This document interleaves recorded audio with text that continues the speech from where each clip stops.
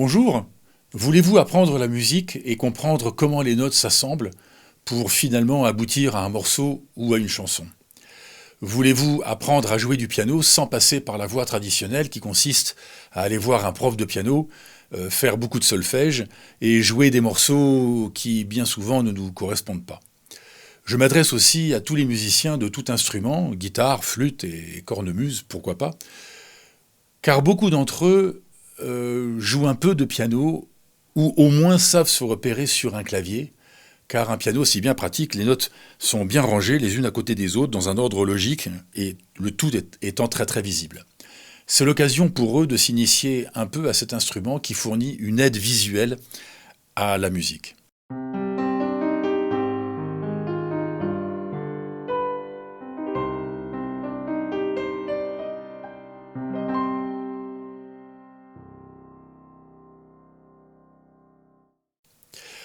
Donc, sans passer par le solfège à proprement parler, qui en décourage plus d'un, vous allez tout de même apprendre à jouer, mais vous allez aussi comprendre ce que les compositeurs font pour arriver à une chanson. Il y a des techniques pour ça. Le solfège, ça sert à lire ce que quelqu'un a écrit pour le jouer, note par note. C'est pas ce que nous allons faire ici. Mais il y a quand même des règles musicales à respecter, sinon la musique serait inaudible, tellement elle sonnerait faux. Il y a des petites recettes de cuisine, des petites formules magiques pour transmettre une émotion à son auditeur. Il faut donc connaître ces formules, savoir les manipuler pour les envelopper joliment dans une chanson. Votre oreille fera partie de l'apprentissage. Elle va s'éduquer toute seule au fil des vidéos et des exercices que nous allons faire. Elle a une place importante dans cette méthode car elle va nous parler et elle va nous donner des informations précieuses. Ne sous-estimez pas votre oreille aujourd'hui car pour la plupart d'entre nous, elle a besoin d'être entraînée avant de pouvoir lui faire confiance. Donc, un peu de patience.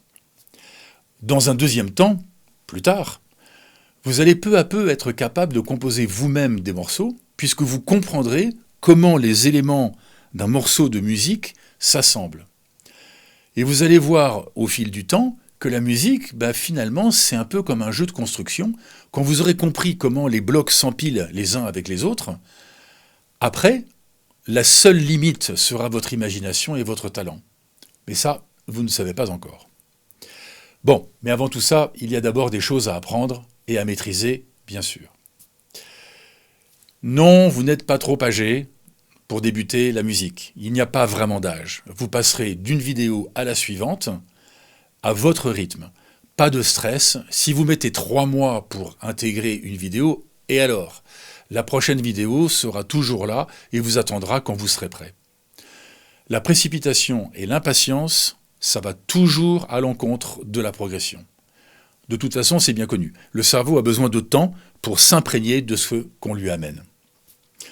Je ne dis pas que tout sera facile, mais c'est justement pour ça qu'on va rationaliser et structurer le sujet pour démystifier les choses, comme j'aurais bien voulu qu'on le fasse pour moi quand j'étais ado et que j'allais tout foutre en l'air par frustration et découragement.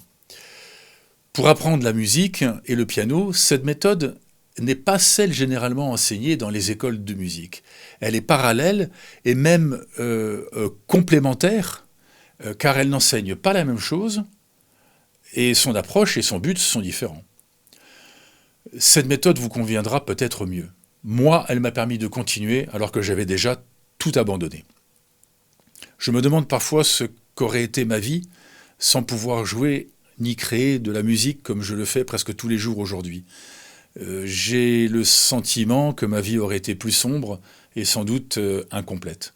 Mon but ici est de transmettre à mon tour ce que j'ai eu la chance d'apprendre lorsque j'étais ado, quelque chose qui m'a accompagné toute ma vie et qui continue à m'habiter aujourd'hui. Maintenant, si votre rêve, c'est de jouer de la musique classique, Chopin, Liszt, Bach et autres, cette méthode ne sera pas la bonne pour vous. Pour ça, il faudra passer par la méthode traditionnelle qui vous apprendra à lire des partitions et à les interpréter. Par contre, si vous voulez jouer des chansons contemporaines,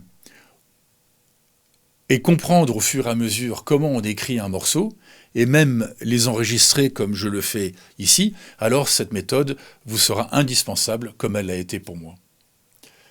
Je ne suis pas professeur de piano, je ne suis pas un professionnel de la musique, même si mes chansons seront bientôt sur les plateformes musicales. J'aurais peut-être dû en faire ma vie, me disent certains. Une chose est sûre, c'est que je ne vis pas de la musique, mais je ne peux pas vivre sans la musique non plus. Mais bon, dans la vie, on ne fait pas toujours ce qu'on veut. Cette approche de la musique n'est toujours pas vraiment enseignée de façon pédagogique aujourd'hui, même si quelques profs s'y mettent peu à peu en complément de leur enseignement traditionnel. Moi, de mon côté, je vais tout faire pour rendre ça le moins pénible possible, le plus ludique possible et surtout le plus clair possible. Car le découragement est la menace qui plane au-dessus de nos têtes tout le temps. J'en sais quelque chose. De votre côté, il faudra y mettre un peu du vôtre quand même. D'ailleurs, j'ai lu récemment cette phrase. Je ne me souviens plus de son auteur, mais la voici. Il y a celui qui croit qu'il peut, et il y a celui qui croit qu'il ne peut pas. Ils ont en général tous les deux raison. Vous avez 4 heures.